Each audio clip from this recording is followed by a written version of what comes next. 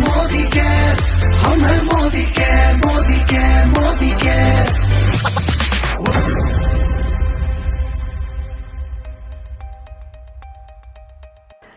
जब मैं पैदा हुआ, चारों दीवार मिट्टी की थी। एक झोपड़ा था जिसमें मेरा जन्म हुआ था।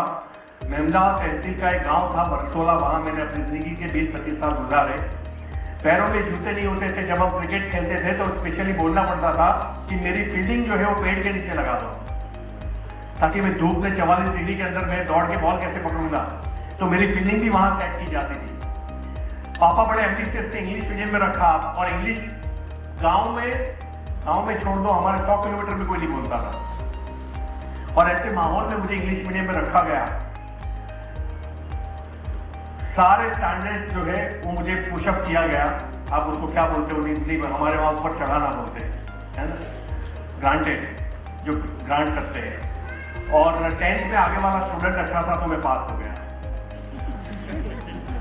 60% के साथ। और 12th में मेरे 4 ट्रायल हैं। मुझे कहते हुए हमेशा शर्म आती है, क्योंकि पढ़ना लिखना बहुत ज़रूरी है। अगर यहाँ कोई बच्चे बैठे हैं और घर जाके मम्मा को बोले कि वो अंकल कैसा बोल रहे थे, तो नहीं अंकल सही नहीं बोल रहे। मैं आपको बता दूं, अगर मैं पढ़ा लिखा होता तो आज मेरी इनकम 1.5-2 करोड़ नहीं होती, मेरी इनकम 10 करोड़ होती। फर्क आता है। एजुकेशन जरूरी है। पढ़ाई जो है डिसिप्लिन देता है, पढ़ाई विजन देता है। लेकिन उस पढ़ाई के बाद अगर तुम्हारे पास बड़ी सोच नहीं है तो ऐसी डिग्री को आग लगा देनी चाहिए। पढ़ाई के बाद अगर तू सिर्फ नौकर बनकर रह रहा है तो ऐसी डिग्री को आग लगा देनी चाहिए। बड़ा सोचो बड़ा होगा, बड़ा सोचो बड़ा होगा, बड़ा सोचो बड़ा होगा। हमारे अंदर न्यूरॉन्स, जो जितने भी हार्मोन्स न्यूरॉन्स बनाए गए हैं, वो हम उनके आका है। हम जैसे बोलते हैं वैसे वो रिएक्ट करते हैं। अगर हमने उसको बड़ा कमांड नहीं दिया, वो छोटी चीजों को देखेंगे। और आपको पता है, हम एक चीज में, भारत देश में के लोग एक चीज में मास्टर है, जबकि हम सबसे इंटेलिजेंट कौम है पूरे वर्ल्ड की। हमारी चमड़ी भी अलग नहीं है ना, मतलब हम काले भी नहीं है, गोरे भी नहीं है। मतलब हम क्या बोलते हैं, कच्चा पकौड़ा भी नहीं है और जला हुआ पकौड़ा भी नहीं है। हम एकदम लाल लाल मस्त वाले पकौड़े। हमें परफेक्ट बनाया गया है। हम इंटेलिजेंट भी है, बट प्रॉब्लम ये है हमारे पास एक चीज की कमी है, वो है रिस्पॉन्सिबिलिटी उठाना, टेकिंग द रिस्पॉन्सिबिलिटी। हम ब्लेमिंग गेम में खेलते हैं। हम सरकार को, माँ बाप को, पड़ोसी को, कंपनी को, अपलाइन को, डाउनलाइन को, मैनेजमेंट को हमेशा ब्लेम करते रहते हैं। जब हमें हार नजदीक लगती है, बजाय हमें क्या करना चाहिए, हमें 10 गुनी और ताकत से हमला करना चाहिए फील्ड में जाके, ताकि हम उस हार को जीत में बदल दें। तो ये ब्लेमिंग गेम जब तक खत्म नहीं होती, हम जिंदगी में कभी आगे नहीं आ सकते।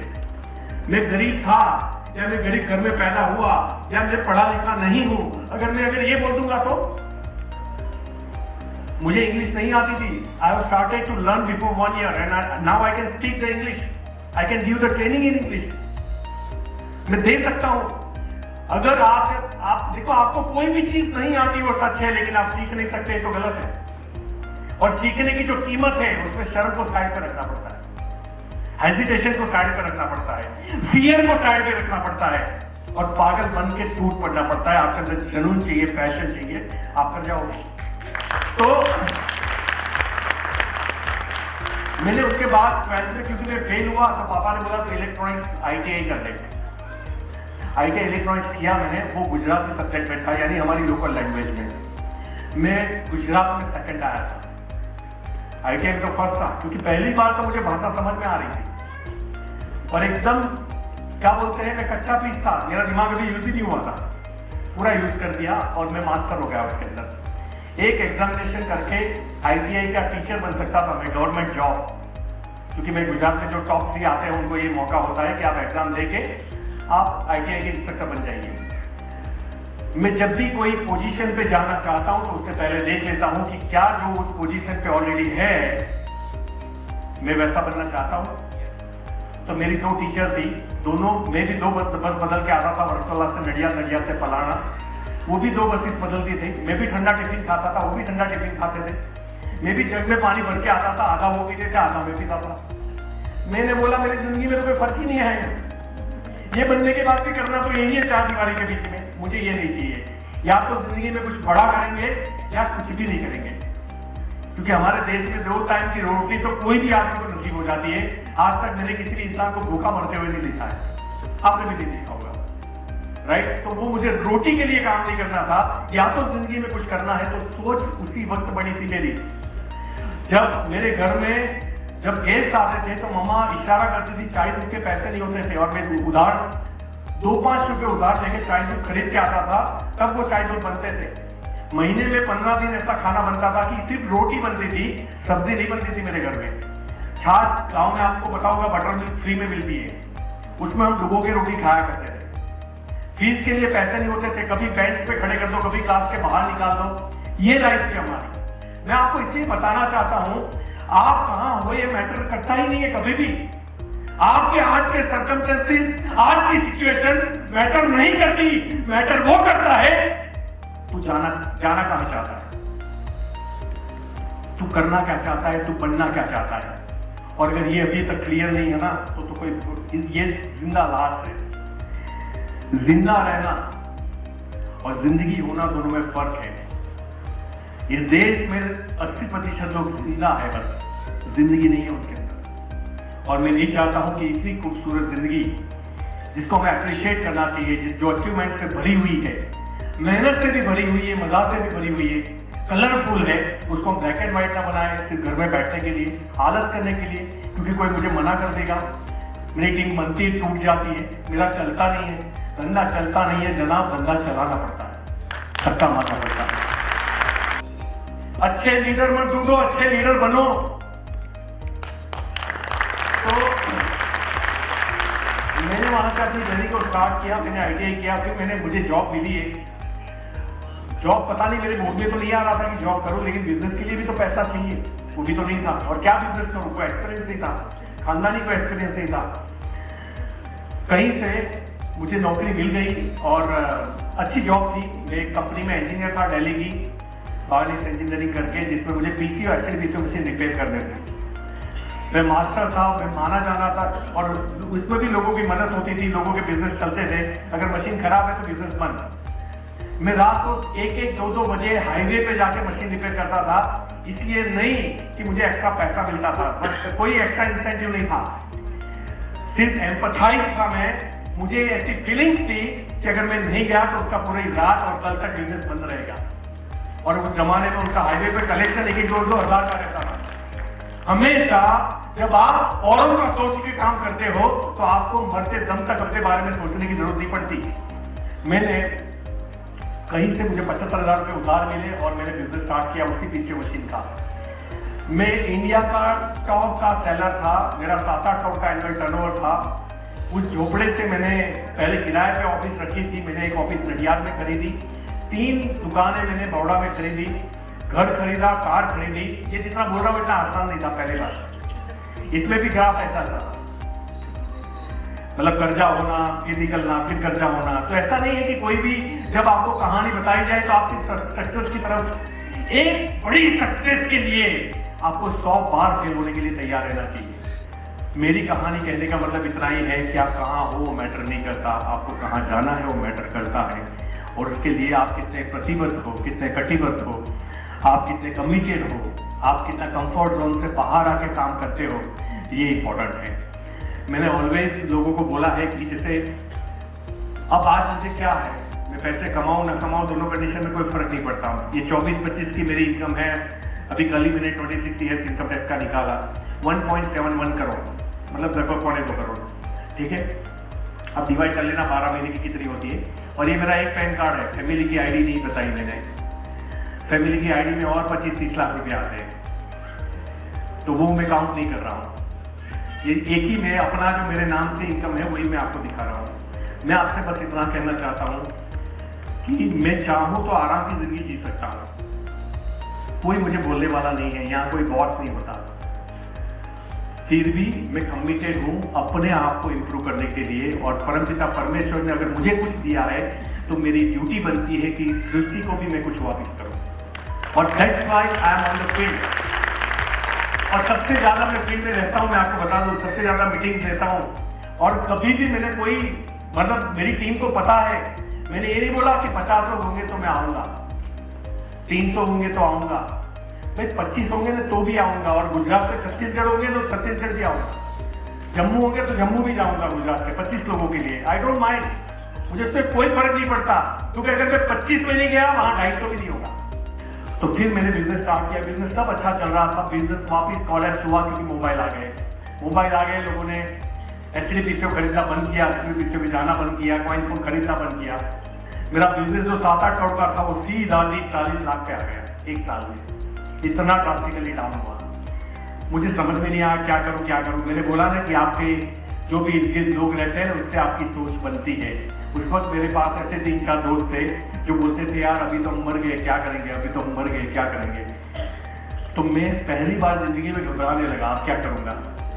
एक तो बिजनेस स्टार्ट किए मैंने, पीसीओ सिक्योरिटी कैमरा जाइकॉन की फ्रेंचाइजी ली मैंने, और एक वेइंग्स के लाते इलेक्ट्रॉनिक्स उसकी मैंने फ्रेंचाइजी ली बेंगलोर की। एंड आई थॉट कि जैसे मैंने पीसीओ चला है इसको भी चला दूंगा। लेकिन मैंने आपको पहले क्या बोला था, धंधा चलता है चलाना पड़ता है। वहां भी चलाने की बारी आई, और मैं 14 साल बिजनेस करके पिछले 10 साल से एसी में बैठता था, फ्लाइट पे जाता था, कार लेके घूमता था। इतनी कंफर्टेबल लाइफ हो गई थी कि मुझे ये लगने लगा कि अब मेरा 25-26 साल में कोई आदमी अगर 2-3 लाख रुपया कमा रहा है उस जमाने में, तो मुझे लगा कि अब तो टेंशन ही नहीं है लाइफ में कुछ। और उस वक्त ये कॉलेप्स आया जब नए जो बिजनेस हमने स्टार्ट किए, तो मैं फील्ड में नहीं जा पाया, क्योंकि काम करना भी एक आदत है और काम नहीं करना भी एक आदत है, और काम नहीं करना भी। कैंसर का रोग लग जाए तो एक बार चलेगा, लेकिन काम नहीं करने का रोग लग गया उसको तो भगवान भी नहीं बचा सकता। मुझे काम नहीं करने का रोग लगा था। मेरे पास 30-40 लाख रुपए कैपिटल थी, और 30-40 लाख रुपए लेके मैंने सोचा कि मैं कोई बिजनेस करता हूँ। किसी ने बताया कि शेयर मार्केट करो। अब शॉर्ट में बताता हूँ, एक साल में 30-40 लाख चले गए इंट्राडे ट्रेडिंग में, कॉल पुट्स निफ्टी के अंदर। देन लोन्स मुझे मिलते थे, मेरी बैलेंस शीट तगड़ी थी, तो मैंने लोन्स लेता रहा जब तक मेरा चेक बाउंस नहीं हुआ, तो तब तक मुझे लोन्स मिले, और कुछ सिक्योर्ड लोन मिले, कुछ अनसिक्योर्ड लोन मिले। 44 लाख की मेरी सीसी थी बैंक में, कैश क्रेडिट वो भी खर्च हो गई। टोटल 1,36,25,000 14 बैंकों ने समन्स, वारंट और नॉन अवेलेबल वारंट भेजे। आप सोचिए ऐसी परिस्थिति में कोई इंसान क्या करता, जिसका कोई बैकग्राउंड नहीं है, पापा के पास कोई प्रॉपर्टी नहीं है। मेरी प्रॉपर्टी की वैल्यूएशन आ रही है 7 लाख रुपया, मेरा कर्जा है लगभग 1.5 करोड़ रुपया। चुकाने के बाद, रोड पे आने के बाद भी मेरे ऊपर प्रॉब्लम कायम रहेगी। लोगों ने बोला कि अल्पेश तू इंसॉल्वेंसी डिक्लेयर कर दे, दिवालिया घोषित कर दे अपने आप को। मैंने सोचा बैंक ने मुझे ईमानदारी से पैसे दिए हैं, किसी की बच्ची को ब्याह कराने के लिए लोग एफडीज रखते हैं, राइट ना, या कोई अपना बुढ़ापे का सहारे के लिए बैंक में एफडीज करते हैं, वो पैसे हम व्यापारियों को दिए जाते हैं। विजय माल्या साहब को नहीं समझ पाया, लेकिन मैं समझ गया था कि मुझे ऐसे पैसे नहीं लेने चाहिए। अगर मैं जिंदा हूं और मेरी सांस चल रही है तो मुझे पैसे लौटाने चाहिए। जब आप एटीट्यूड रखते हो लौटाने का, तो रास्ते भी मिलते हैं। तो मैंने डिसाइड किया, पूरी एक रात जागा ये सोचने के लिए कि इंसॉल्वेंसी डिक्लेयर करूं कि नहीं, क्योंकि मेरे दोस्त के पापा एसपी भी थे और एक के जज भी थे, और दोनों का सेम सजेशन था कि तो अभी बाहर नहीं निकल पाएगा, ये बहुत बड़ी अमाउंट है। मैंने निर्णय लिया कि नहीं, कुछ तो करूंगा। उस वक्त मेरी लाइफ में बिजनेस आया। मैं आपको बता दूं, डायरेक्ट सेलिंग आपके लिए शायद मजाक का विषय हो सकता है, टाइम पास का हो सकता है, हुआ तो ठीक है, नहीं हुआ तो ठीक है हो सकता है, या जिंदगी बनाने वाला भी हो सकता है। लेकिन मेरे और मेरे परिवार के लिए ये जिंदगी बचाने वाला बिजनेस है, हमारी लाइफ को बचाया है। तो मैं बहुत फ्रस्ट्रेट होता हूं जब कोई कुछ भी मोदी का को बोलता है नाम शनाम। मुझे लगता है कि जैसे हमारी घर की इज्जत के ऊपर किसी ने हाथ डाल दिया। हमेशा जब भी कई बार बहुत सारी लीडरशिप यहाँ बैठी होगी, कंपनी के कोई चेंजेस है जो चेंजेस हम अडॉप्ट नहीं कर पाते या ठीक नहीं भी होते, कभी ऐसा भी होता है। ह्यूमन एरर कहाँ नहीं होती, मुझे बताइए ना। इंसान की गलती तो कहीं भी होती है ना। अभी पूरा हमारे वहाँ प्लेन क्रैश हो गया, गलती से ही तो हुआ ना, कहीं तो किसी से गलती हुई ना। गलती से इतने लोगों की जान चली गई, बात को समझो, यहाँ जान तो नहीं गई है ना। हमें क्या देखना है, कंपनी का इंटेंशन देखना है। आज मुझे 11 साल कंप्लीट हुए और मैं एक ही बेटा है या मेरे मरे हुए माँ बाप की मैं कसम खा के बोल सकता हूँ, मुझे इस कंपनी के इंटेंशन के ऊपर आज तक कभी डाउट नहीं हुआ। तो बड़ी प्योर है। तो अगर इंटेंशन क्लियर है तो 100 गलती करने का अधिकार है, लेकिन इंटेंशन गलत है तो हमें जो बाकी की कंपनियां है ना प्रोफेशनल, हमें वो लोग नहीं चाहिए। सुबह आपका ट्री हट के कहीं और चिपक गया होगा, आपको पता भी नहीं चलेगा नीचे से। इसलिए अभी आपको दूसरी कंपनियों के बारे में पता नहीं है, क्योंकि अभी कई लोगों ने सिर्फ मोदी केयर देखा होगा अपनी लाइफ में। जब दूसरी जगह जाओगे ना तो आपको 1000 गुना अच्छी लगेगी मोदी केयर जो आज आपको लग रही है उससे। इतना फर्क है इनके इंटेंशन में, इनके एथिक्स में, इनकी इंटीग्रिटी में, आप उसको कोई मैच ही नहीं कर सकते। तो खैर, मैंने नेटवर्क मार्केटिंग कंपनी पहले की, इसमें मैंने 3.5 साल काम किया। उसमें मैंने 1.5 करोड़ रुपए कमाए। मैं 11 लाख की इनकम पे पहुंचा था महीने की उस कंपनी के अंदर, बट प्रोडक्ट वर्थ वैल्यू के नहीं थे। और जब प्रोडक्ट वर्थ वैल्यू के नहीं होते ना तो उसमें रीपर्चेज नेचुरल नहीं आता। आपको मोटिवेशन कर करके लोगों को हॉल में ला के ATM में ले जाके पैसे इकट्ठे करने पड़ते हैं। और मेरी लाइफ में कुछ कंसेप्ट बड़े क्लियर है कि सिर्फ पैसे आना इंपॉर्टेंट नहीं है, पैसे कहाँ से आ रहा है दैट इज मोर इंपॉर्टेंट। तो अगर वो किसी को नुकसान पहुंचा के आ रहे हैं तो मुझे वो पैसा नहीं चाहिए। तो मेरे पास एक बच्चा आया कि सर ये प्रोडक्ट ले लो, मुझे आधे पैसे दे दो, मेरी बहन की शादी है। मैंने बोला मेरे पास बहुत सारे प्रोडक्ट पड़े, मैं लेके क्या करूँगा। आधे पैसे में भी मैंने उसके प्रोडक्ट नहीं लिए। उसकी आंख में आंसू आए, वो चला गया। वो दूसरी रात की मैं फिर सो नहीं पाया। मैं हमेशा रात को सो जाता हूँ, हमेशा। मैं कर्जे में था तब भी सो जाता हूँ। उस दिन पूरी रात नहीं सो पाया। और दूसरे दिन मैंने कंपनी में मेल किया कि मैं आपके साथ कंटिन्यू नहीं करूँगा। अगर आपके प्रोडक्ट अच्छे आते हैं, क्वालिटी वाले आते हैं, लोगों की जरूरत के आते हैं, तो मैं आपके साथ हूँ। और मुझे उसका रिप्लाई 24 घंटे में चाहिए। अगर आपका रिप्लाई नहीं आया तो आप इस मेल को रेजिग्नेशन, रिजाइन कंसिडर करें। वहां से जवाब तो नहीं आया। मैंने उस बच्चे को वापस बुलाया। मैंने तीनों प्रोडक्ट जो कि उसकी 21,000 रुपये मैंने उसको कैश दिए, जबकि मेरे पास भी उसको इतने पैसे नहीं थे। मेरे बच्चे की फीस बनती थी मुझे, लेकिन मुझे लगा मैंने किसी को हर्ट किया, किसी को नुकसान पहुंचाया। मैंने वो पैसे दे दिए। जितने भी हमारी काम वाली मेड थी, जिन लोगों को हमने पैसे लगवाए थे, उनका मैंने लिस्ट बनाया। और सबसे पहले जैसे पैसे आते गए मैं उनको चुकाता गया, क्योंकि मुझे पता है कि आपको एक प्रोडक्ट काम की नहीं होगी। आप वो प्रोडक्ट अपने पास रखिए, लेकिन ये पैसे भी रखिए। अब जब मैंने कर दिया उसके बाद मैंने कसम खा ली अंदर से, मतलब कसम तो नहीं बोल सकते, लेकिन आई हैव डिसाइडेड कि अब मैं डायरेक्ट सेलिंग कभी नहीं करूंगा, नेटवर्क मार्केटिंग कभी नहीं करूंगा, क्योंकि नेटवर्क मार्केटिंग में कोई अच्छी कंपनी है ही नहीं। अब जबकि 1.5 करोड़ रुपए कमा लिए थे, कर्जा मेरा 1,36 लाख का था, तो लगभग आधा कर्जा मैंने चुका दिया था। बाकी के पैसे घर चलाने में, बिजनेस में, डेवलपमेंट में जाते हैं कि नहीं जाते। तो पूरा कर्जा नहीं उतरा था, कर्जा तो था मेरे ऊपर, लेकिन अब मेरा रेपो भी वापस आ चुका था।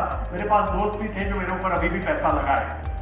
तो मैंने 20-25 लाख रुपए इकट्ठे करके मैंने एक nest corporation private limited company start की।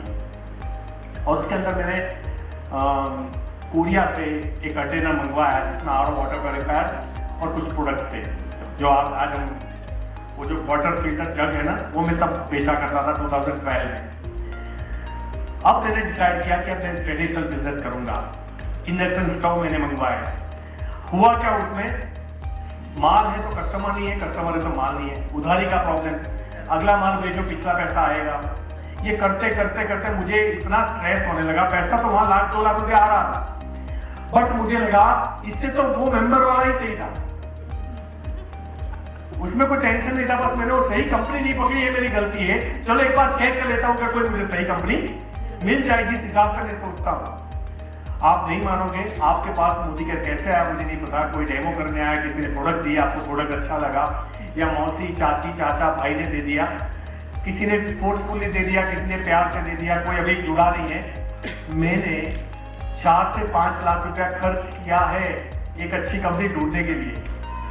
हम बेंगलोर गए, हम दिल्ली गए, हम चेन्नई गए, हम मुंबई गए, और जितनी भी प्रोडक्ट बेस्ड कंपनियां थी उसको हमने उनके प्रोडक्ट भी लिए, प्लान भी देखा, कंपनी का बैकग्राउंड भी चेक किया, और मेरी नजर आके 2 कंपनियों पे टिकी। दोनों कंपनी दिल्ली के लिए, और मैंने दोनों के प्रोडक्ट लेके घर पे दिए। आफ्टर 15 डेज, क्योंकि मुझे कोई जल्दबाजी नहीं थी, अगर मैं करूंगा तो सही कंपनी करूंगा, नहीं तो मुझे नहीं करना है। तो 15 दिन के बाद मेरी वाइफ आके मुझे पूछ रही है कि आपने कोई कंपनी स्टार्ट की? मैंने बोला नहीं। तो वो जनरली बहुत एक्टिव नहीं है मेरी वाइफ इस बिजनेस के अंदर। तो मैंने उनको पूछा कि आप क्यों पूछ रहे हो? तो बोले नहीं, आप जो प्रोडक्ट लाए थे ना मोदी केयर वाले, वो बहुत अच्छे हैं, तो आप कंपनी कोई भी करना, मुझे मोदी केयर के प्रोडक्ट लाके देना।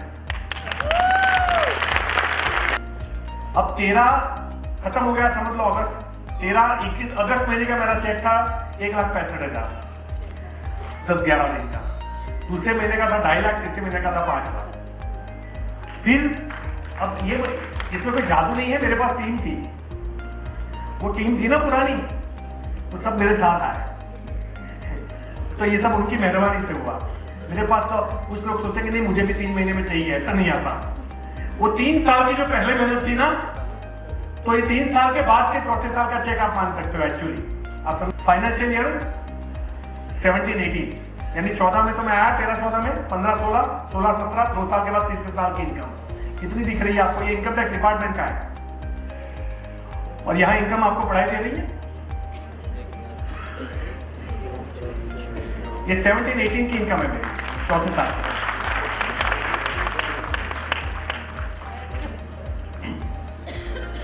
ये 18-19,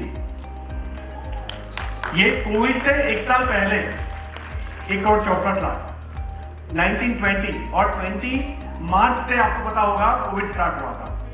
तो कोविड में इनकम बढ़नी चाहिए, कम होनी चाहिए? कम होनी चाहिए ना। 1,94,00,000। इसमें अल्पेश गजर की ताकत नहीं है, इसमें मोदी केयर की प्रोडक्ट की क्वालिटी की ताकत है, और मोदी केयर की प्रोडक्ट की रेंज की ताकत। 21-22 1,93 लाख, 23-24 1,57 लाख, 1,57 लाख, और ये 24-25 ये अभी का है। तो मैं कभी स्टेज से झूठ नहीं बोलता, पहली बात तो ये है। तो आप उनमें मुझे कंसिडर मत कीजिएगा जो कोट पहन के झूठ बोलते हैं, ठीक है? इसलिए मैं ट्रांसफर मैं इसलिए नहीं दिखा रहा हूं, मैं कमा रहा हूं। मैं इसलिए दिखा रहा हूं ताकि आपको भरोसा हो कि धंधे में पैसे आते हैं और आप भी ले सकते हो।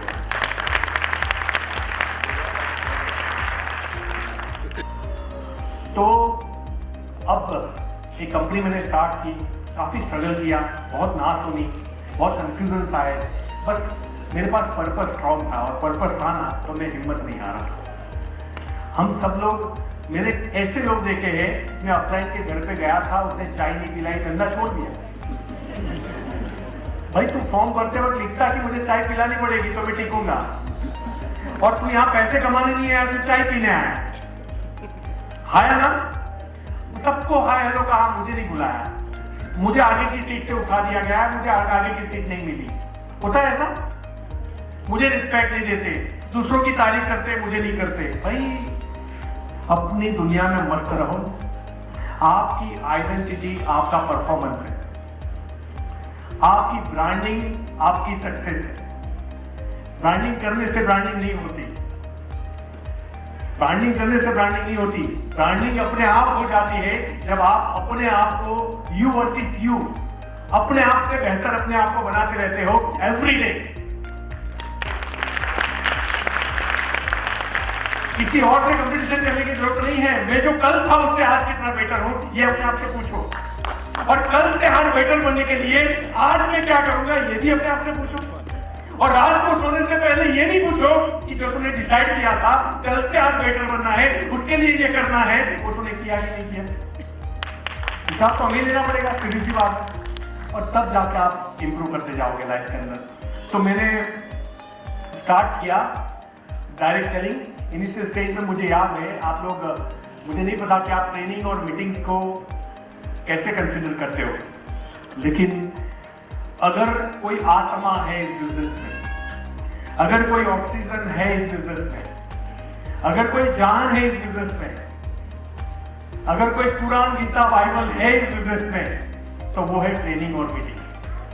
परिणाम होते हैं, करने का परिणाम आज जो मैं आपके सामने हूं वो मेहनत करने का परिणाम, नहीं हारने का परिणाम। कुछ भी प्लान चेंज हो जाए, ये चेंज हो जाए, प्रोडक्ट है नहीं है, अपलाइन है नहीं है, डाउनलाइन टूट गई, आधी टीम, कोई फर्क नहीं पड़ता। कंसिस्टेंसी, लगातार लगे रहना, परसिवरेंस, छोटी सोच और पाँव की मोच इंसान को आगे नहीं बढ़ने देती, हमेशा याद रखना। तो thank you so much again, हम लोग मिलते हैं, बाय बाय, टेक केयर।